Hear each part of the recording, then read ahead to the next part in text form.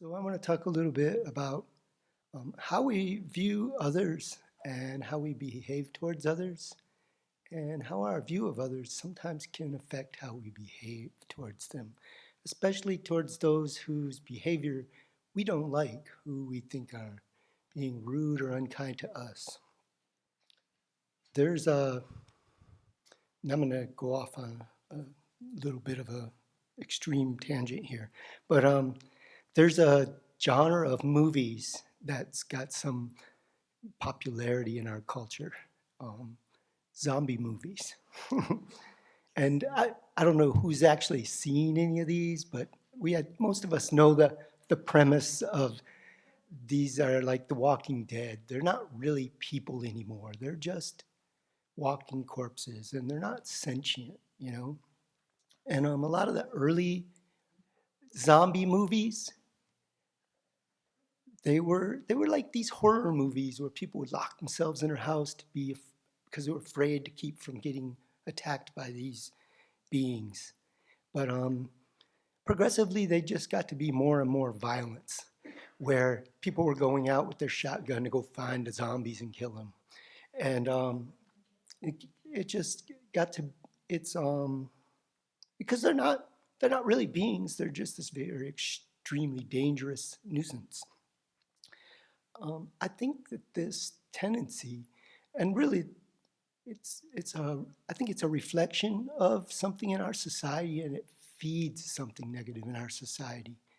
And you can see it also in a lot of just the traditional hero and villain stories, especially in movies. A lot of violent movies are based on the premise of you portray a villain until the whole audience really can't stand them or sees them as something that needs destroyed. And then they rejoice when the hero catches them, hurts them, or destroys them. And there's um, there's some parallels in our society, both historically and currently. When, say, two nations go to war, they tend to demonize the other side. How do you get a mass of people to become soldiers to go kill other people, other soldiers that are just other people? You make them seem like they're less than human, that they're not really worthy of kindness anymore. They're worthy of being killed. And this is extreme examples. And there's like bigotry towards other groups, to where people don't really consider those other groups to be really on par with them, and just have this, well, bigotry in general. It can be about somebody that's from a different culture, different ethnicity, even different gender, different views. The Republicans tend to demonize what the Democrats do, and the Democrats tend to demonize what the Republicans do. Um, and there's a lot of people that are really worried about immigration. They're demonizing these people that you could just view as refugees who have lost their homes. And this is going on not only in this country, but around the world. And there's just these different ways that somebody could view these things. And on a more personal basis, which is more really what I want to get to, is we can have bias towards people because we project identities onto them. And then we just, it could be someone we're not even interacting with on a personal interaction. We just see them as part of a group that we have some distaste for, or they hold ideas that are opposed to ideas that we're holding very strongly. But they can also be in our personal interactions. And this is really the heart of what I want to talk about, is our reactivity. Somebody is rude to me, that's when I'm most likely to be rude to somebody. Is they're rude to me, why should I be polite to them? They are unkind to me, they're no longer worthy of me being kind to them. This is not a good attitude. This is a common attitude. I know I get caught up in it. Sometimes I get defensive. Or if somebody's been unkind to me over and over, I can have a grudge where I think about them in a negative way. So I saw, the reason I even brought up zombie movies is because I saw two different zombie movies that were quite different. So one, I was sitting with a friend watching some TV show to visit with my friend's brother, and that's, if you want to visit with him, we're trying to connect with him. That's what he does, watch TV. So he's watching some TV show called Zombie Hunters. And I didn't see the whole episode because, yeah, I wasn't going to watch the whole episode. But it actually caught my attention because it's, the premise here is that these zombies don't go out in the dark. So they hide in buildings and such in the daytime to hide from the light. So these zombie hunter guys go out and find them and shoot them. It's pretty crazy. So they go to this remote homestead, and there's these outbuildings, and there's one guy living there, and he's got 5 or 6 zombies locked in an outbuilding. And he's like, "This is my family. I'm keeping them there till there's a cure." And I was like, "Oh, this guy is not looking at them as lost causes like everybody else is. He thinks there's going to be a cure." And so he hasn't demonized them. I thought that caught my attention. So the other people were like, "Oh, there's a cure," and they shoot him, you know. But and the other movie, there is this disease that happens. I think it's a viral outbreak or something, and the people get this disease where they get stiff in the joints and they can't move much, and they move slow and odd, and they go crazy and they bite people. So this is a modern zombie movie that's trying to make this whole thing more probable, you know? But it doesn't take the same train as these classic zombie movies. It focuses on this group of doctors and medical researchers who isolate themselves in this medical facility with a few infected patients who they strap down so they can't bite anybody. And they take blood and they're working in a lab trying to find a cure. And it's got a horror scene too. One of the patients gets loose from the straps and she's running around, but they don't shoot her, they sedate her. And when they find a cure, she's one of the people that they cure at the end of the movie. So I was touched by that because this whole other approach is just like, you're a lost cause, poof, you know, and such a difference in the view. I like to read sometimes the Jataka tales and different stories. I like stories in the teachings and stuff. And I remember years ago coming across a story in a book, a Buddhist book, of a bodhisattva he was going from one place to another, and he got accosted by a demon. And this is like a flesh-eating demon that wants to eat his body. And he says, "Okay, I will give you my body if you will agree to let me give you a Dharma talk, because I think it will benefit you more than my body." And he agrees, and he's ripe for it. This demon is ripe for it, and he doesn't eat him. But that was not the bodhisattva's intention, point, not to keep him from eating him, but that this is a sentient being who is suffering. He's a demon because of negative karma and confusion. Sentient beings are suffering because of their past actions, and he wants to teach him the Dharma so he can lead him towards freedom. And it's such a different approach, you know? So my real point about this, though, getting back to more of the interpersonal attitude, is having an attitude within ourselves of equanimity is so important in our interpersonal relations with people, and not just, you know, equanimity towards each person. I think that's based on equanimity towards whether we come up against what we find pleasant or unpleasant or neutral.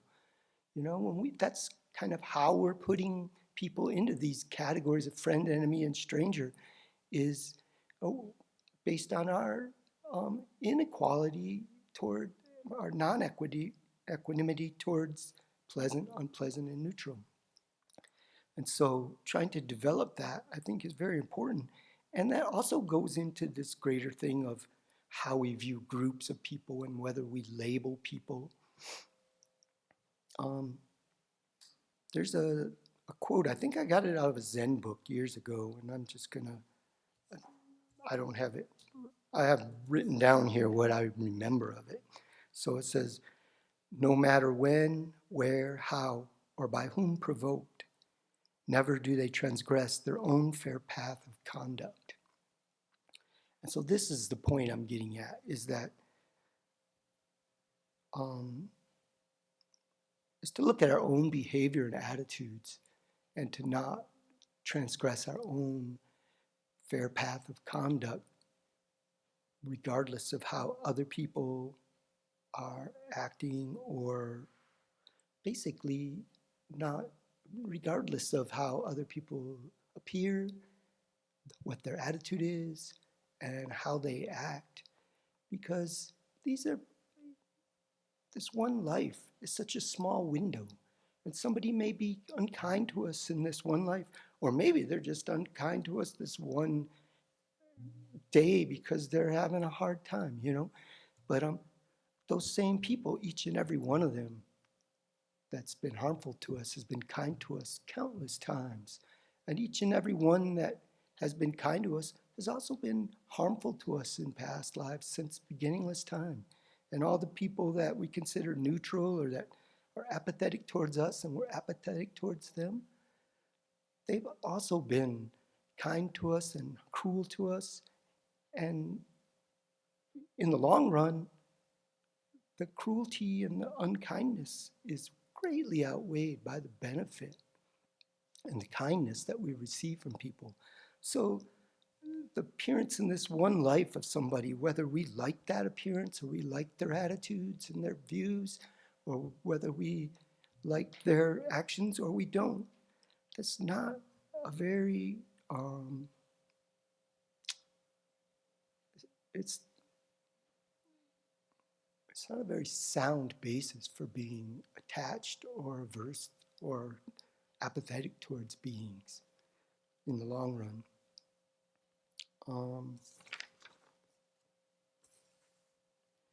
Really what I'm thinking of for myself is to be very,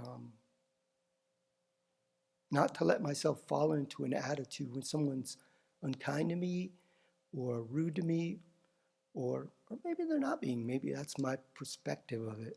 But if I'm perceiving someone as being unkind or rude, or I don't like how they're talking to me, not to let myself fall into this attitude of responding to negativity with negativity because of their behavior.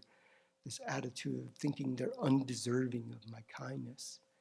Because if I want to cultivate kindness and compassion, I need to do that all the time, not have it based on just the object.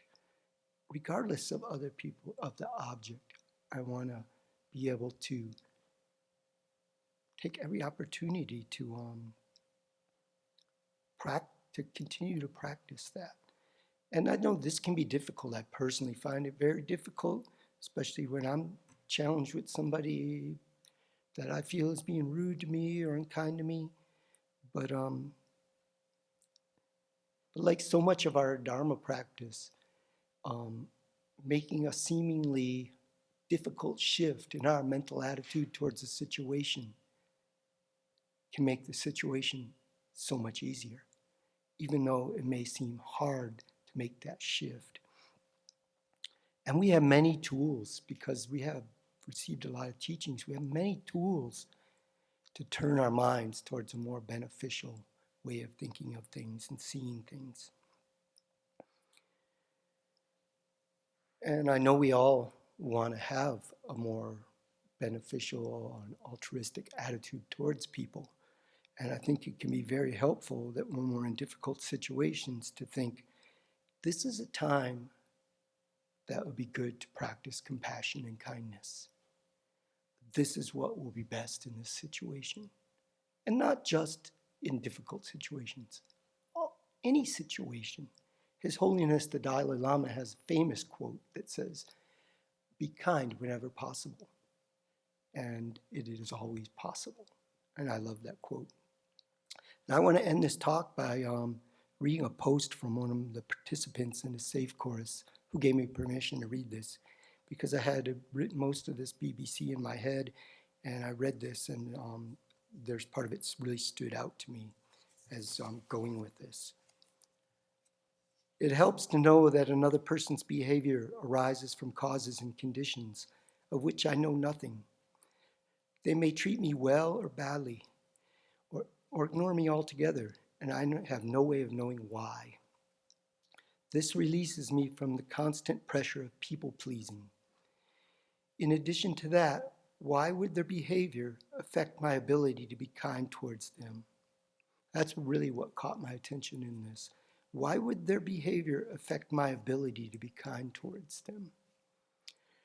If I am only kind to those that treat me well, I don't understand how to achieve true happiness, since my response to them arises completely from self-centered thought. So, I know we all want to develop kindness and have a kind society, and we want to be able to progress on the path to full awakening for the benefit of all beings. So if we can try to bring to mind, being aware when an affliction comes up and saying, this is my chance to practice compassion and kindness, that will help to move us in that direction.